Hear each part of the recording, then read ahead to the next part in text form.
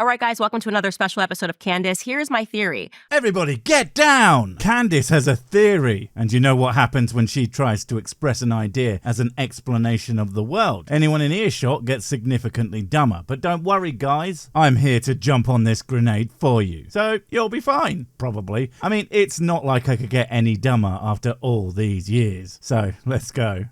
I believe that the elites are aiming for clinical retardation. Okay, so it's that kind of video, is it? Using the term retard, retarded, or retardation to mean, haha, you're a big dumb. And as someone who's not super keen on that word anymore, not because I'm like a good person or anything, but mostly because it's just really lazy. I mean, why call someone that when you can call them the intellectual equivalent of a particularly stupid bowl of soup? But sure, the elites make you dumb. Why does that bother you, Candace? Surely, if they didn't do that, you wouldn't have an audience.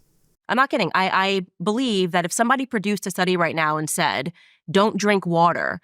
Someone producing a study that says don't drink water. What? Why would they do that? You know that studies don't tend to make claims based on nothing, right? You know, unless they're written by one of your friends. But proper studies are based on what we can observe in the world. The only reason that could be the case is if water was actually more harmful than its benefits of, you know, sustaining life, then sure. But they might offer an alternative that's better for you. And obviously that would be whiskey. And frankly, I don't want them to do that. So I keep paying Big Water to spread the lies that water is good for you. I mean, what?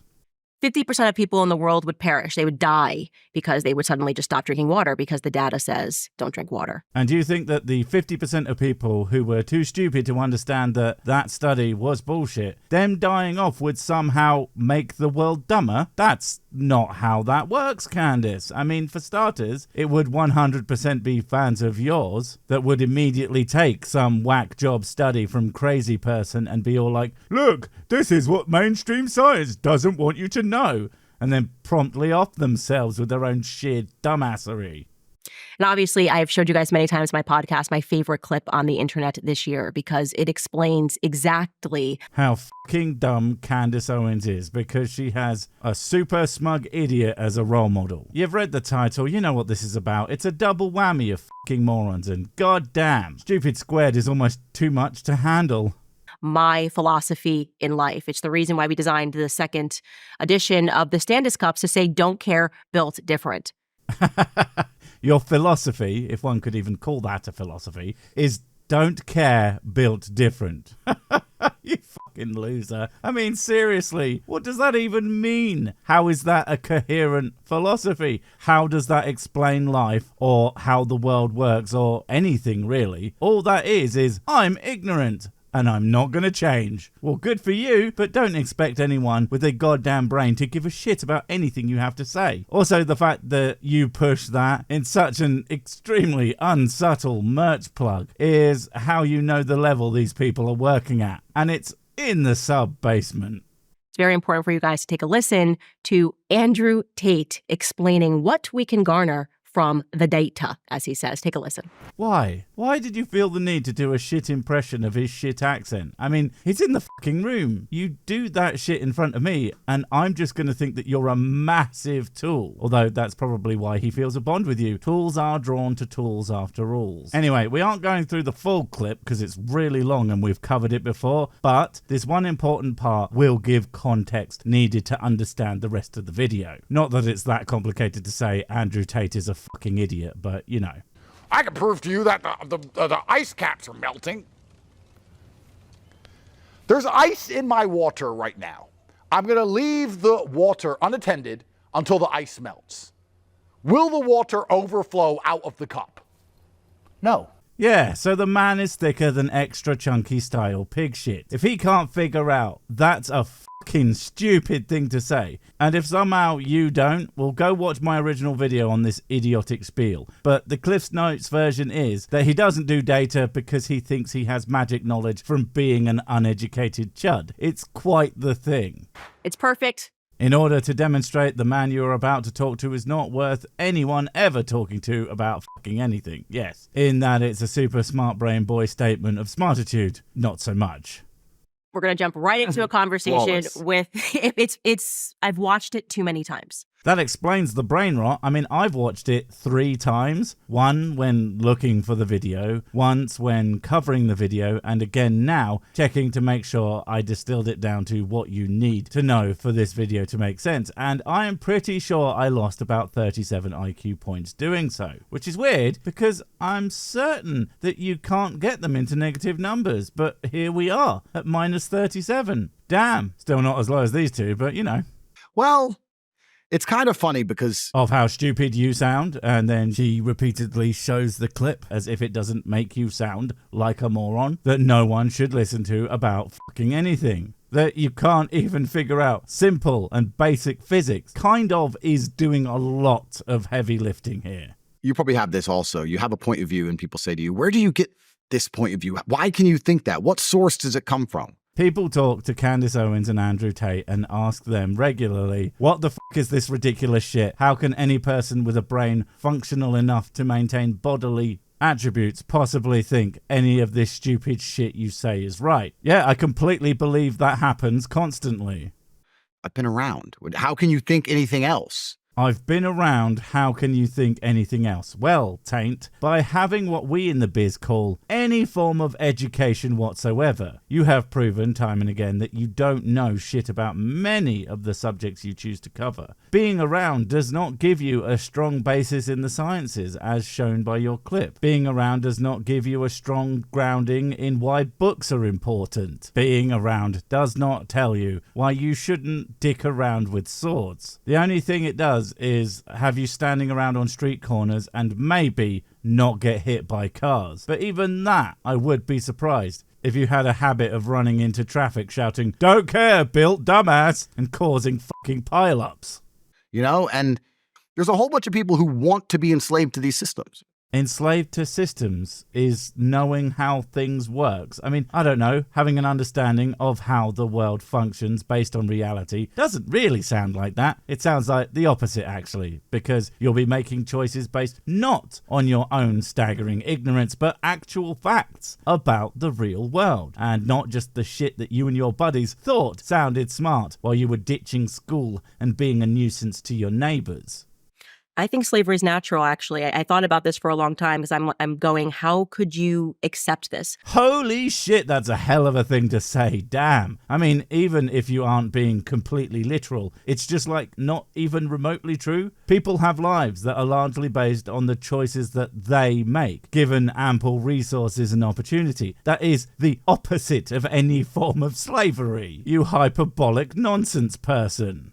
Like somebody telling you to stay at home, not see your family. You know, lockdown is over, right? It ended. If you lot were right about a lot of your nonsense, that simply would not be the case. And look, I'm not saying that everything that was done during COVID was perfect, but the sheer amount of how could they's from people like you is kind of weird. They tried to stop the spread of a disease that was killing people by the millions. And if any of those measures reduced the death rate at all, that's more than likely millions more saved until effective measures were put in place to slow it down properly, aka vaccines, aka, of course, a thing that you assholes also hate. It's like you actually want your audiences to die. I'm surprised you guys aren't co-authoring that paper on the deadly consequences of water ingestion. Double mask. Let your parents die alone. Let your parents die alone? The fuck are you talking about? Aside from the fact that social bubbles were a thing in most places that I know about, so it's not like you were advised to never ever see anyone. And if you mean stay away from someone dying of an extremely infectious disease that, again, was literally killing the person in front of you,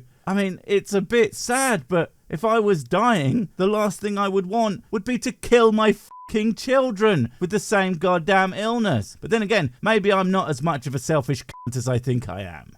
Everything spiritually should be coming online going, this is not natural, this is wrong, and I'm going to fight this. Do you know what else isn't natural by the strictest definitions? Fucking cities. Living flailing arm to flailing arm with your fellow disgusting human. I'm pretty sure people out in the sticks probably didn't have to worry quite so much. But when there were fuckwits like this licking trains and people coughing every which way, yeah, being more careful is not a terrible idea during a pandemic. Even if it was all wrong, what exactly else could they have done to slow that shit down? And no, fucking essential oils and other assorted woos do absolutely nothing. So what actually effective measures would you guys have done instead, assuming that you didn't want to kill way more people than necessary? Although again, I'm not sure you weren't.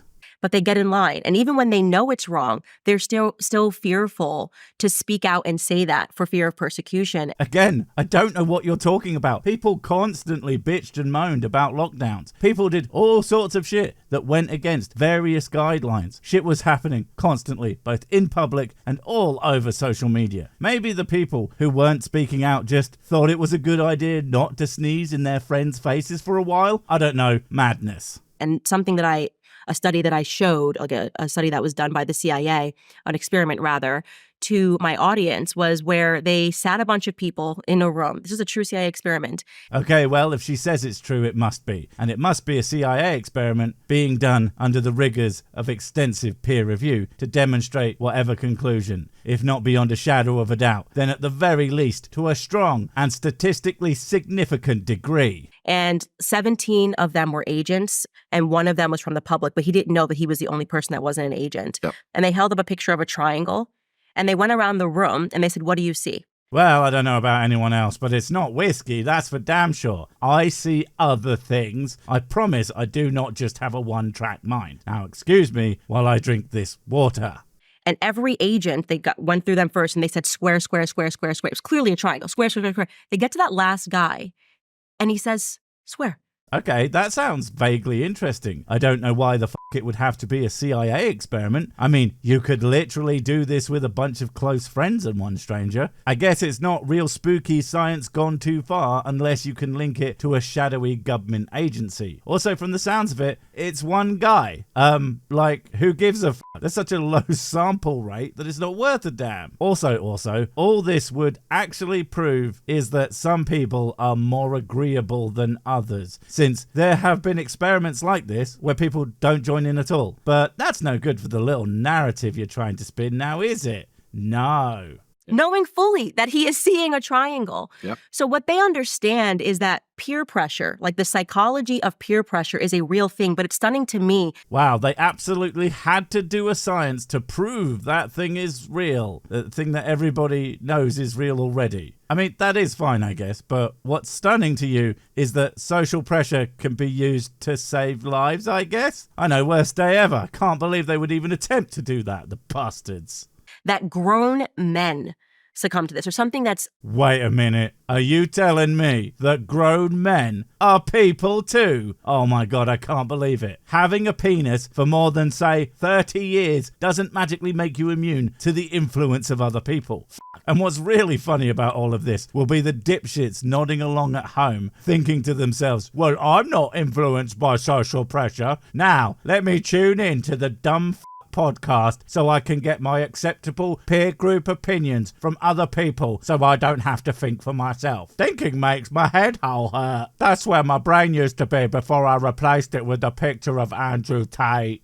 Unbelievably wrong about that. Yeah. The only thing that's wrong is that you two are considered worth listening to by fucking anyone. I mean, seriously, it's like we live in upside down land times. No, not Australia. But when I see these morons being lauded as anything other than really bad examples of how to do goddamn anything other than, scam their audiences. Completely. And that's why they attack masculinity so heavily, because... Attacking masculinity? What are you talking about? Wait, are you talking about people making fun of the way you behave? Dude, that's not masculinity. You are just a smug jackass. Anyone can act like that. It doesn't make them masculine. I mean, for fuck's sake, the most masculine guys I know act nothing like you. They think that you are a fucking joke. These guys with shovels for hands who do demanding physical labor all day. Real work to your endless scamming of desperate lonely teenagers. The manliest goddamn people on the planet. And they see guys acting like you as nothing but shit beneath their boots. You're not masculine, Andrew. You're just a bit of a prick. And hey, I'm a prick too, but I don't pretend that makes me better than everyone. truthfully, as a man, As a man. That's one of those things that means so little. Like, as a parent, or as whatever other thing that it takes no effort or qualifications to be. Just give me your shit opinions without feeling the need for a shit qualifier. That is something that doesn't goddamn mean anything. if you have an opinion which is different to other men, it crosses your mind, you might have to fight.